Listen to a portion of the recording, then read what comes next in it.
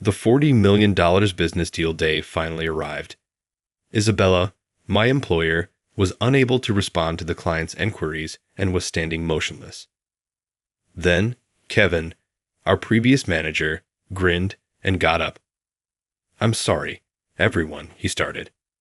"It seems she has completely forgotten about the mishandling of the previous contract." Everything made sense to me at that very moment. Kevin set Isabella up for failure by purposefully failing to provide her with a suitable briefing and withholding information about previous events. I had had enough of seeing her suffer. With determination, I got up, moved to the stage, and took a position next to Isabella. I then took out another set of materials and started talking clearly. Kevin would be held accountable for the chaos he caused. Jason is my name. I work in sales and am 42 years old. My employer, TechCraft, is a manufacturer and installer of industrial equipment, but the duties that I am given are seldom complicated. This is because Kevin, my immediate supervisor, believes I'm incompetent and never assigns me meaningful work. I feel like a lifelong novice as I spend my days making copies and organizing files. On my bad days, Kevin will even send me to the convenience shop to grab his coffee. He assigns me menial duties all the time. Even though it has nothing to do with business and is entirely personal, the other staff members are too afraid of Kevin's fury to speak up. I wanted to focus on more rewarding projects, but I was afraid to ask for help. Since I was a young child, I have always been hesitant and unable to advocate for myself. Mike, a classmate of mine from elementary and middle school, used to harass me nonstop. Mike used to tease me, calling me kiddo and laughing all the time. I was not gregarious or sporty. During playtime, I would read books or compose stories by myself rather than play with the other boys. Mike would grab my notepad and make fun of me, saying things like, "Wow, you write stories about girls. You're very strange. Return it. Nothing is wrong with it." When I would anxiously reach out, Mike would merely mockingly wave the notebook. "Naturally, it's strange. You're here writing bad fiction, while we're all playing dodgeball or soccer. Stop it. Give it back." Mike harassed me nonstop. We wound ourselves in the same class our 9th year of middle school, even though I intended to stay away from him. When it was determined that we would perform a play for the school festival, I feared the worst could happen. With malice, Mike said, "I believe Jason ought to be Aladdin. He'll be fantastic because he reads stories all the time." I was astonished because I detested being the focus of attention. I attempted to refuse, but it was unanimous, so I had to pretend to be Aladdin. The princess in Aladdin sobbed because she desired a more attractive partner. I wanted to cry because I felt so ashamed. However, the play went well, and our class received a lot of praise. I wanted to vanish from the stage because I detested the attention so much. Everyone celebrated by going to karaoke afterwards, but I stayed home and cuddled up in bed. This is why I still find it difficult to stand up to people and become uncomfortable receiving criticism.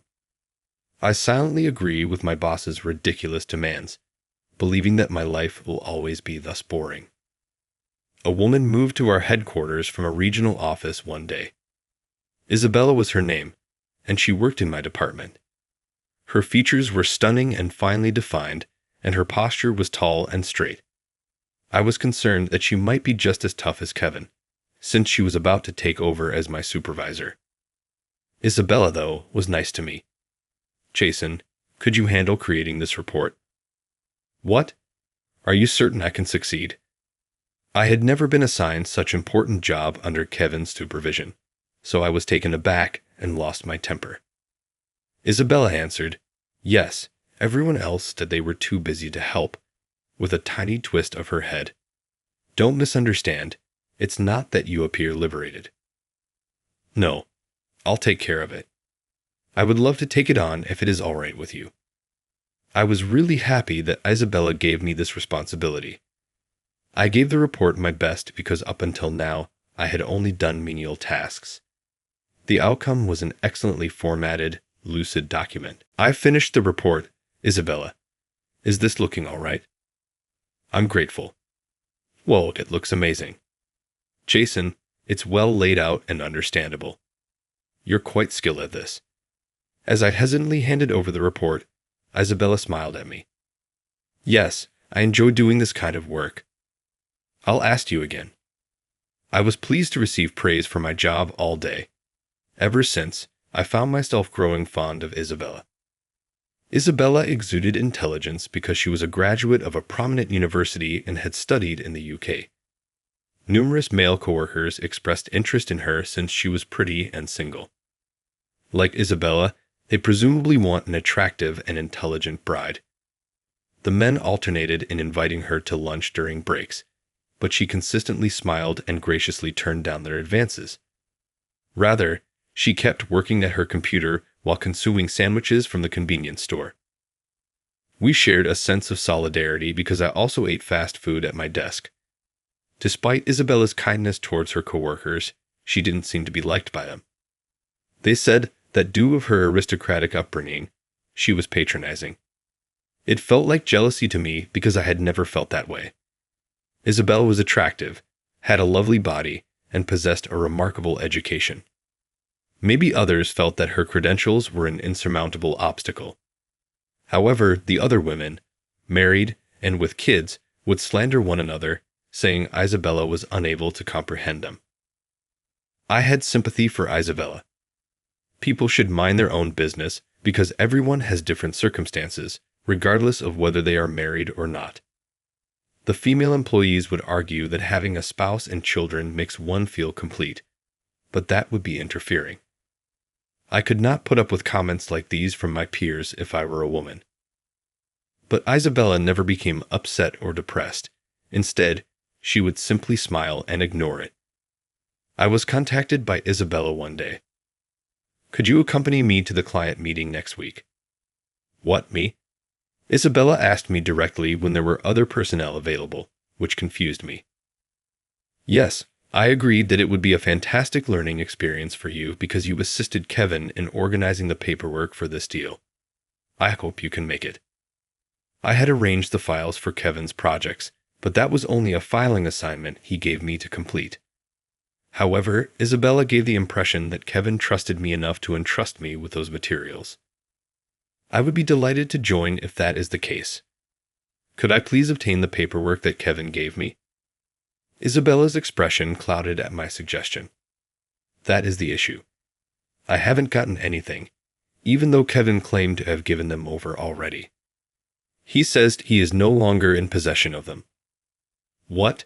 So you haven't had a chance to view the documents? I was shocked to see that Kevin had not given me any project-related paperwork. Kevin maintained that he had completed the handover in spite of Isabella's persistent queries. In actuality, Isabella hadn't gotten a single contract or file pertaining to this transaction. This is not credible. I've looked several times in case I misplaced them, but there isn't a record of any transfer. I don't know what to do. I thus believe that having you, who collaborated closely with Kevin, would be beneficial. Isabella drew her exquisite eyebrows together, displaying genuine distress. I sighed inwardly as I saw how upset she was. This was most likely just another of Kevin's devious ploys. Kevin may have been upset about losing his job to Isabella because he still wanted to be the sales manager. He unleashed his resentment on our team, including me, in the days before his transfer. Though it was unprofessional, Kevin most likely did not finish the handover on purpose. I'm going with this transaction because it has certain problems. There has to be a scheme to involve Isabella, who is ignorant of the circumstances and the proceedings. I was enraged with Kevin for haunting our department long after he had left. I recognize, even if I'm simply an employee, I'll go. I am unsure about my level of assistance. Don't say that about yourself, please. You put up a lot of effort, regardless of your status, and it will be rewarded. Isabella's heart warmed mine with her earnest expression. All right, I'll try my best. Kindly include me in the journey. I'm grateful. I am depending on you. Isabella smiled brightly, and I nodded resolutely. I'd been requested to go with her, so I'd taken my time going over the relevant files in the archives. Kevin had given me the task of filing, so I knew precisely where everything was. I gathered the most crucial records and gave them to Isabella. We weren't quite ready for the meeting until late last night, but we were eventually. When we met that day, Isabella gave me a bow. Jason, without you, this would not have been possible. Many thanks for it. No, not at all. Isabella, this is the outcome of your labor of love. Let us make an outstanding presentation. After arming ourselves, we made our way to the conference room where our clients were anticipated. At my job, TechCraft, we build and install industrial machinery, and we were attempting to get an order in for machine parts. Dealing with $40 million on the line, this had to work. There were several of our company's executives in attendance. Unexpectedly, Kevin attended the meeting as well. I was confused inside, yet the meeting started. Isabella used the resources we had jointly prepared to begin her presentation with ease. But after only 10 minutes, the meeting was adjourned. Employees of the client started muttering to each other, and Mark raised his hand. Before we proceed with this deal, could you explain the issues from the previous transaction? What? The previous transaction? Isabella glanced at me, seeming perplexed. I attempted to ask other staff members for clarification because I was likewise ignorant of any problems with the prior agreement. Then I caught Kevin giving me a menacing smile. What is the issue? Be quick to respond to their enquiries. It was Kevin who pointed out to me that we were being set up. Now, everyone was focused on Isabella. We asked for an early delivery, but it was ultimately postponed for around half a year. Furthermore, the product was supplied without fulfilling the specified requirements. How are you going to handle this? The other party explained that the prior transaction involved a project that Kevin had requested. Their responsibility was to produce and set up the equipment that the customer had specified. By the deadline, however, the installed equipment did not resemble the specifications specified in the contract. The location received numerous complaints as a result of the delivered equipment's production speed and precision being much lower than what was ordered. However, Kevin did nothing in reaction to these grievances and moved to a new role, handing everything up to the new manager. Kevin did not give Isabella any relevant documents in spite of this. Consequently, we went into this $40 million sale without taking care of the issues from the last transaction. Well, Isabella thumbed through her notes furiously, but she was unprepared for this. Panic set in, turning her pale skin even paler. Content with the mayhem he had created, Kevin started to talk. I apologize to all of you. It appears that she has forgotten everything regarding the improper handling of the prior contract. The executives started muttering, and a few of them sent sharp glances towards Isabella. Isabella was on the point of panic, overpowered by the executives' scrutinizing gaze and their unexpected questioning. Kevin appeared content with Isabella's circumstances as he sat back and crossed his arms. That's when I finally realized what was going on. Kevin had purposely delayed handing over the keys and kept Isabella unaware of previous cases in the hopes that she wouldn't succeed. He must have planned this to derail Isabella's plans and get back his job as sales manager. However, I refused to allow that to occur. Isabella is a fantastic supervisor that shows concern for her staff members and is a hard worker. I could take no more of her suffering. With determination, I got up and moved to the stage to stand next to her. I then removed another set of paperwork and spoke confidently, saying, I appreciate your ongoing business. We have taken all reasonable steps to ensure that the equipment continues to function without interfering with the day-to-day activities of your organization. However, the delivery date. The client said, we can't trust a company that can't meet deadlines. With fury. The original contract had an unrealistic deadline. I said gently, we needed your help to make that deadline, but regrettably, it wasn't given, which is what caused the delay. Kevin was the one who agreed to the contract with the implausible deadline. Kevin was looking at me, frantically shaking his leg and perspiring as I took a quick look at him. I ignored his annoyed expression as I presented the updated paperwork. Here is the original contract. Why do you have that? Kevin's moan was audible to me. It was during my preparation for this presentation that I came upon the prior contract. It was a lot of material, so I hadn't told Isabella, but it was the appropriate decision to bring it up. While our organization did not meet all of the requirements listed above, the reality remains that the delay cost us a great deal of money. We did all necessary repairs following delivery, as I previously stated. There shouldn't be any operational interruptions because you are presently operating the device without any problems. In response to my assertions, the other person began muttering once more. After calling the location, one of them verified that what I had said was true. However, because of the wait, we are requesting payment for the lost revenue. We want an apology and payment because the performance fell short of our expectations. The paper makes it very obvious that the standards that were provided were reference values. In addition, as I previously stated, the delay resulted from your lack of cooperation, and we've made sure there are no interruptions to operations. I replied once more, proudly presenting the contract. The other party hurried to get word from their business. We truly apologize for the inconvenience. However, the delay did happen. In the future, we won't impose arbitrary deadlines.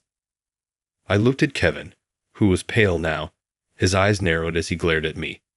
The executives were now skeptical of Kevin, as the contract made it quite evident that he was in charge of the last deal. Even with the unforeseen problems, we took care of them right away.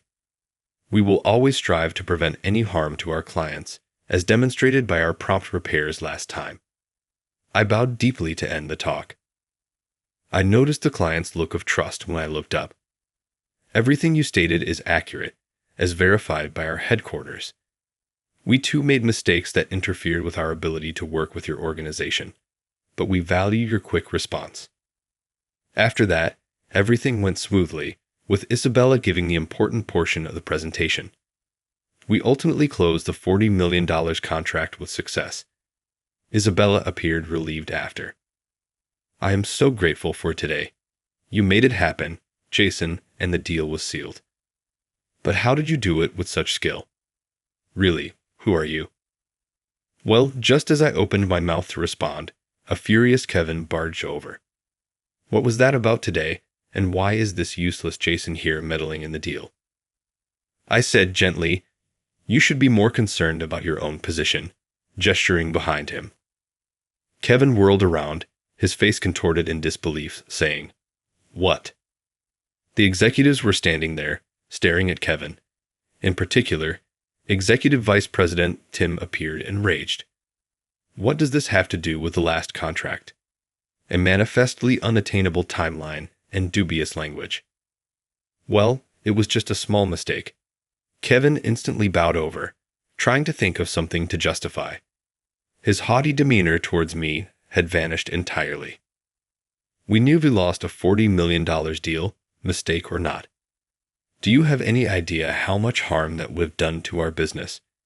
Jason saved the day, and you ought to be grateful for that. Kevin, who had always treated others with contempt, was forced to lower his head in appreciation, and his expression betrayed his animosity. The higher management, however, didn't stop there.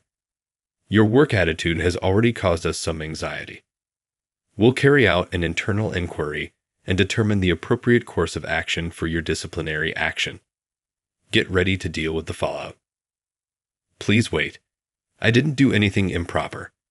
Kevin, half-cried, was running after the departing executives, trying valiantly to explain himself.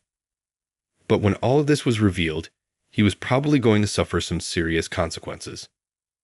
Once the disturbance subsided, Isabella turned back to face me. Jason, you really do amaze me.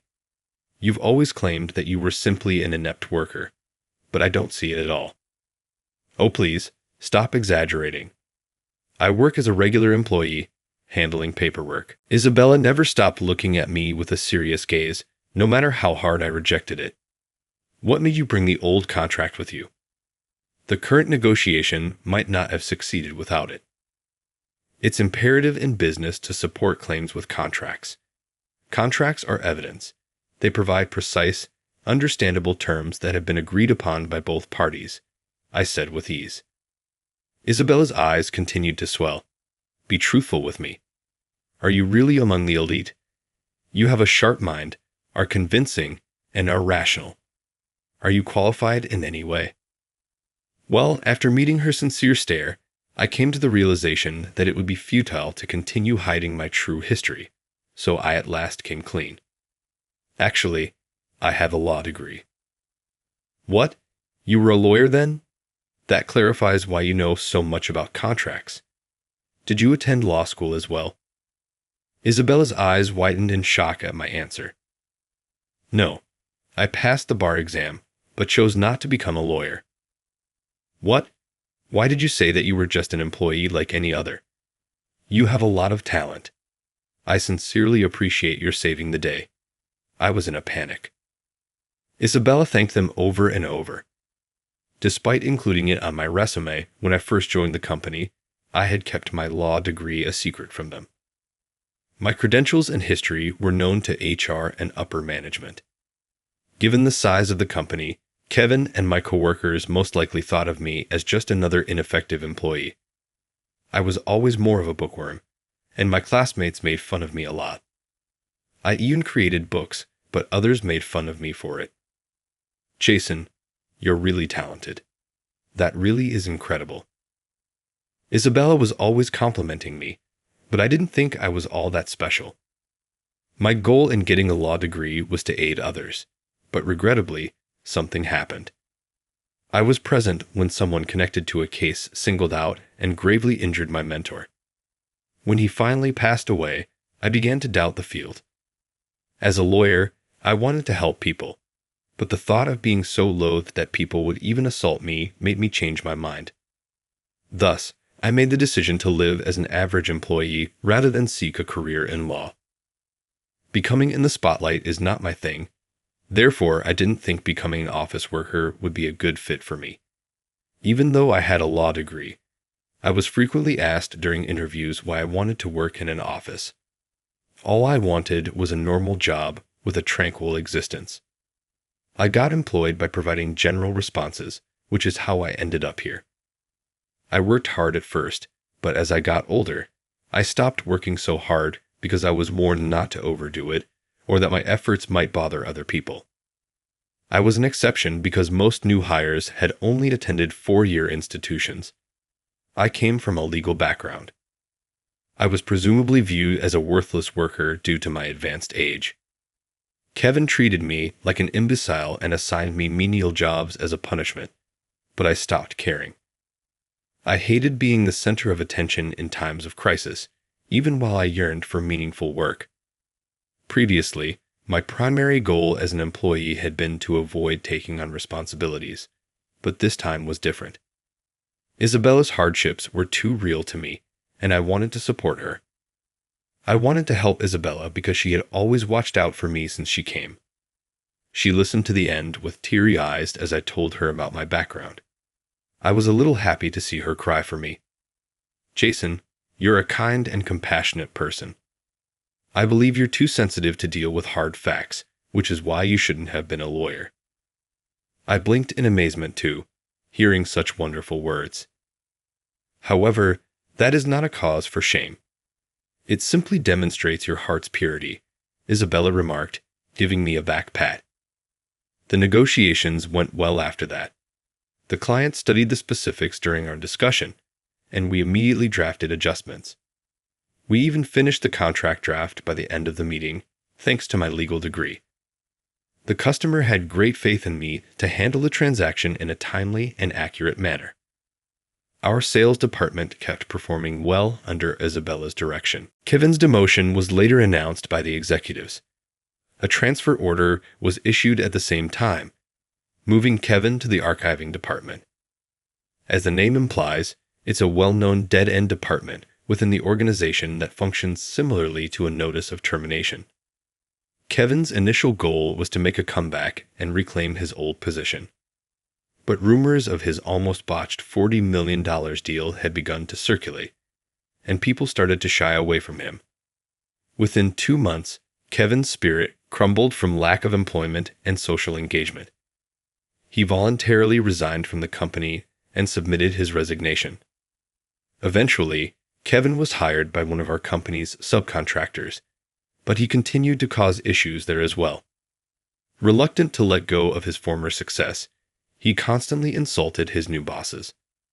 In the end, he was unable to fit in and quit once more, which resulted in several unsuccessful job searches.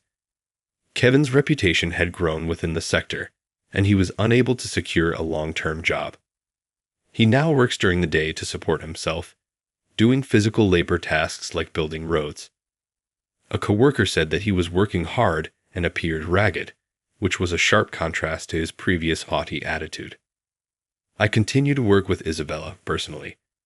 The only thing that has changed is Isabella's last name to mine.